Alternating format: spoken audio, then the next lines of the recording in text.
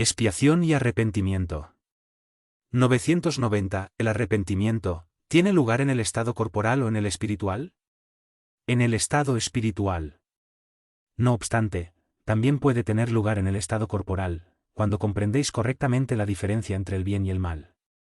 991. ¿Cuál es la consecuencia del arrepentimiento en el estado espiritual? El deseo de una nueva encarnación para purificarse.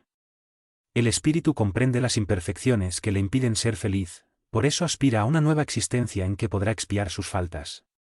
Véanse los párrafo 332 y 975. 992. ¿Cuál es la consecuencia del arrepentimiento en el estado corporal?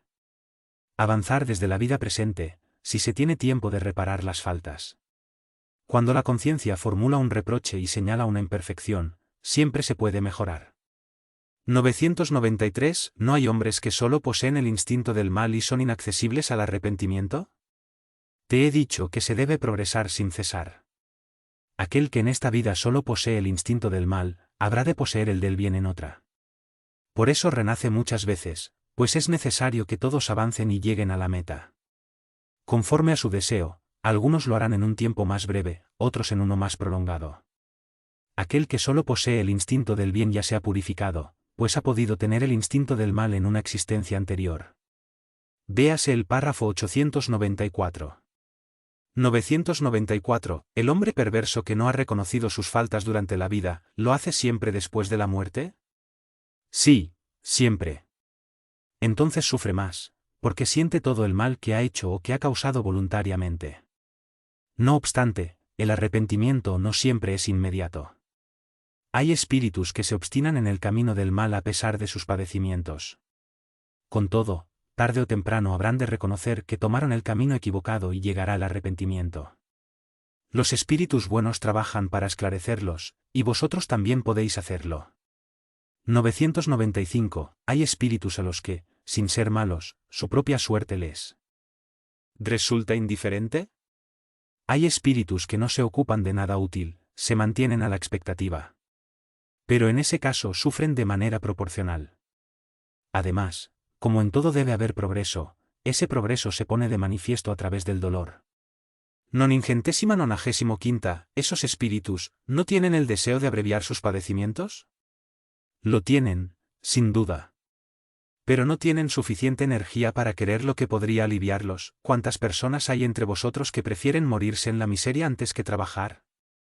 996. Dado que los espíritus ven el mal que resulta para ellos a causa de sus imperfecciones, ¿a qué se debe que haya algunos que agravan su situación y prolongan su estado de inferioridad haciendo el mal como espíritus y apartando a los hombres del camino del bien? Los que actúan de ese modo son espíritus cuyo arrepentimiento es tardío. El espíritu arrepentido puede luego dejarse llevar nuevamente al camino del mal por otros espíritus aún más atrasados. Véase el párrafo 971. 997. Vemos algunos espíritus que, pese a su notoria inferioridad, son accesibles a los sentimientos buenos, y se conmueven con las oraciones que se hacen para ellos. ¿A qué se debe que otros espíritus, a quienes deberíamos considerar más esclarecidos, muestren una obstinación y un cinismo que nada puede atenuar? La oración solo produce efecto cuando se hace a favor del espíritu que se arrepiente. En aquellos que, incitados por el orgullo, se sublevan contra Dios y persisten en sus extravíos, e incluso los exageran, como hacen algunos espíritus desdichados, la oración no produce ningún efecto, ni podrá hacerlo hasta el día en que una chispa de arrepentimiento se manifieste en ellos. Véase el párrafo 664. No debemos perder de vista que el espíritu, después de la muerte del cuerpo, no se transforma de manera súbita. Si su vida ha sido reprensible, se debe a que era imperfecto. Ahora bien, la muerte no lo vuelve perfecto de inmediato. Puede persistir en sus errores, en sus falsas opiniones y en sus prejuicios, hasta que se haya esclarecido mediante el estudio, la reflexión y el sufrimiento. 998. ¿La expiación se lleva a cabo en el estado corporal o en el estado de espíritu? La expiación se lleva a cabo, durante la existencia corporal, mediante las pruebas a que el espíritu se encuentra sometido, y en la vida espiritual, mediante los padecimientos morales inherentes al estado de inferioridad del espíritu. 999. ¿El arrepentimiento sincero durante la vida es suficiente para borrar las faltas y obtener la gracia de Dios? El arrepentimiento contribuye a que el espíritu mejore, pero el pasado debe ser expiado. Noningentésima 99. Según esto, si un criminal dijese que no tiene necesidad de arrepentirse, ya que de todos modos debe expiar su pasado, ¿qué consecuencias tendría eso para él?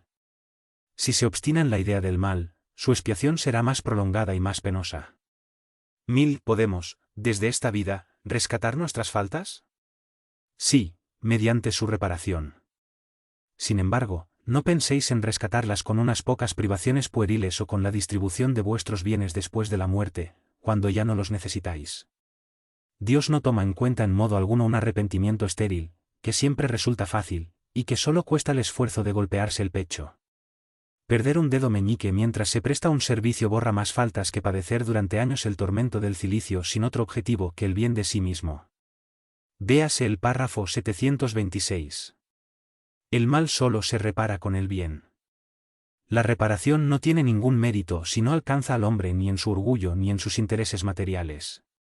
¿De qué le sirve, para justificarse, restituir después de la muerte los bienes mal habidos, cuando ya no le sirven y les ha sacado todo el provecho? ¿De qué le sirve privarse de algunos goces fútiles y de algunas cosas superfluas, si no reparó el daño que ha hecho a otros? ¿De qué le sirve, por último, humillarse ante Dios, si conserva su orgullo ante los hombres? Véanse los párrafo 720 y 721. 1001. No hay ningún mérito en asegurarnos que después de la muerte los bienes que poseíamos sean utilizados para hacer el bien. Ningún mérito no es la expresión adecuada, pues siempre es mejor obrar de ese modo que no hacer nada. Con todo, la desgracia radica en que el hombre que solo distribuye sus bienes después de la muerte suele ser más egoísta que generoso. Pretende tener el honor de hacer el bien sin esforzarse. En cambio, quien se priva de sus bienes en vida tiene un doble beneficio, el mérito del sacrificio y el placer de ver a las personas a quienes ha hecho felices. No obstante, el egoísmo le dice, lo que das a otros es lo que quitas a tus propios goces. Y como el egoísmo grita más fuerte que el desinterés y la caridad, el hombre acumula bienes con el pretexto de sus necesidades y de las exigencias de su posición. Tened compasión del que no conoce el placer de dar. Porque en verdad ha sido desheredado de uno de los más puros y agradables goces. Dios, al someterlo a la prueba de la fortuna, tan resbaladiza y peligrosa para su porvenir, ha querido compensarlo con la dicha de la generosidad que puede gozar desde la tierra. Véase el párrafo 814. 1002. ¿Qué debe hacer aquel que, al borde de la muerte, reconoce sus faltas pero no tiene tiempo de repararlas? En ese caso, ¿es suficiente con arrepentirse? El arrepentimiento apresura su rehabilitación, pero no lo absuelve. ¿Acaso no tiene ante él el porvenir, que nunca se le niega?